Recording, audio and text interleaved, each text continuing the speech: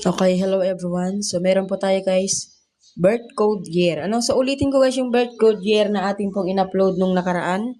So,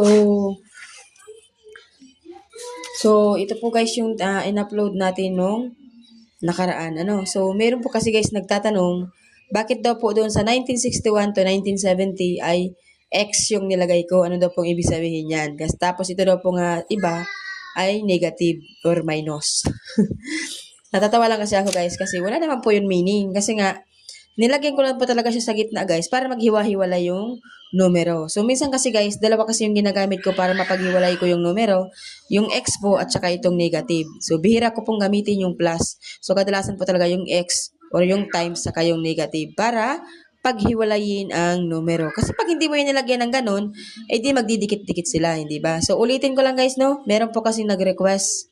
Paano daw po nila yung tatayan ng loto kung tatatlo lang naman na numero, 'di ba? So nakita ninyo, tinuloy ko po yung pag-code ng numero hanggang sa 6. So dinagdagan na po natin 'yan ng 3 para pwede po ninyo siyang tayaan sa loto. Okay? So ayan po guys. Hindi naman po ibig sabihin na ganyan po yung nilagay ko ay yan po yung tatama talaga sa loto. So yan po ay numero na pwede ninyong tayaan sa loto. So yan po yung code ng inyo pong mga taon kung kailan po kayo ipinanganak, anong year ba kayo ipinanganak. So baka nandito yung swerte nyo guys, tayaan ninyo kahit saan, pwede rin sa loto, sa STL, or pwede rin po sa 2D. So yung 2D guys, hanggang 31 lang. So kung makikita nyo yan guys, merong lagpas na numero. So wag po ninyo yung tayaan dahil hindi po yun nararapat para sa 2D. Ang 2D po ay pwede lang po yung 6, 20, 15, 29, 2 at saka yung 1. 31, 16, 24, 8, saka 10, yung 40 ay hindi na, di ba? So alam niyo naman siguro kung alin po yung hindi pwede dyan. Okay, so kompleto na po yan guys.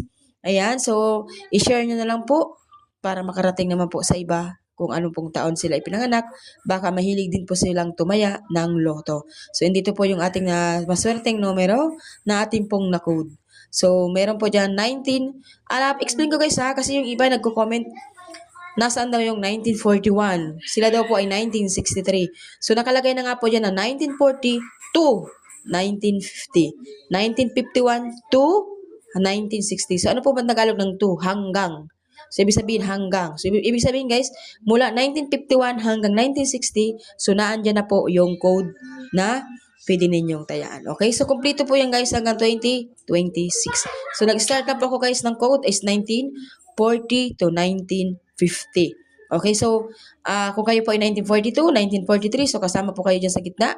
Kung kayo po naman ay 1962, 1963, so nandito po kayo sa up to 1970. So kung 1971 na kayo, dito na po kayo sa baba.